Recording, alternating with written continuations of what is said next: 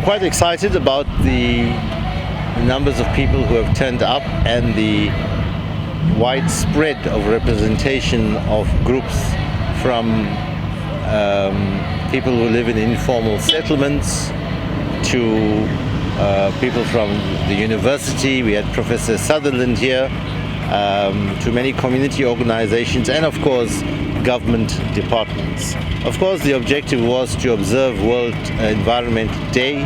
Of course, it's an international program. That's why we had representatives from the United Nations Environmental Program, as well as the resident representative of the United Nations. So it was quite a powerful message to say that we have the United Nations, we have our national government, our national department, we had our provincial government, we had our municipality, we had academia, and we had community organizations represented in the numbers that you saw. Of course, it's important to understand and remember the key messages, which is climate change, biodiversity threats, and pollution. And that raises a whole range of issues. Of course, it could be argued that there's no more appropriate place to observe World Environment Day than eThekwini in KwaZulu Natal, primarily because of the devastating floods, which saw more than 450 lives lost, 6,000 homes destroyed, as well as massive destruction to water, electricity, sanitation, and even telecommunications infrastructure, which pose a huge threat. And the people of this city lived through that, experienced that impact from the devastating loss of lives. We had a family that lost 10 people in one family, another with 4, another with 6 in one family. And as I said in my speech, imagine your own family and you had to lose 10 people in one day. That's at a trauma at a different level.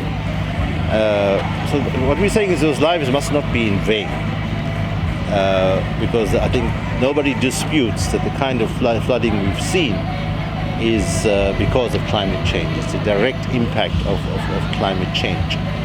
So the work that needs to be done is to raise awareness. That's what we are doing today. We're aware that the international program is in Stockholm in Sweden. In every country of the world, or most countries of the world, will be having some kind of program. And in South Africa, in partnership with national, provincial, local, and communities, we are observing this day in eThekwini. As you are aware, the United Nations Environment Program is really leading this initiative, actually on commemoration of the World Environment Day, in collaboration with the Department of Forestry, Fisheries, and the environment, and the KZN province and the eThekwini Municipality. The reason that we really wanted to have this World Environment Day 2022 is in the context of, the recent torrential rain and actually the incident, the climate-induced disaster that had happened recently. That is the main case. And also, in addition to that, the just energy transition for South Africa to go for green economy and also to green energy. That is also one of the things that we really want to have it here as a collective effort, and really to campaign and to work on awareness drive to the communities who have been affected, and also for them now to really work together and to what it means now, the climate-induced disaster, why we are having it, what kind of collective efforts that we are going to make. As United Nations Environment Program, and here in South Africa, we are really committed and also ready to support the government, the provincial and also the municipality in making sure that in reducing the vulnerability and also for the climate change effects, and really reverse the three planetary crises of the climate change, biodiversity loss, and pollution.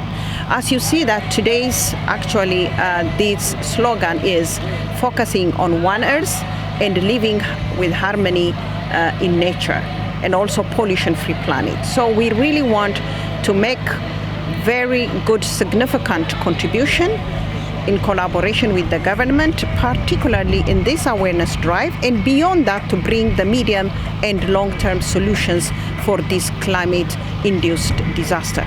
We'll be very happy to talk, to produce a scientific and knowledge-based evidence to policymakers and to really develop a clear and coherent policy and institutional framework to bring the climate change. So we are looking forward now, after this awareness drive, to join our forces and work on these medium and long-term sustainable solutions. Thank you very much.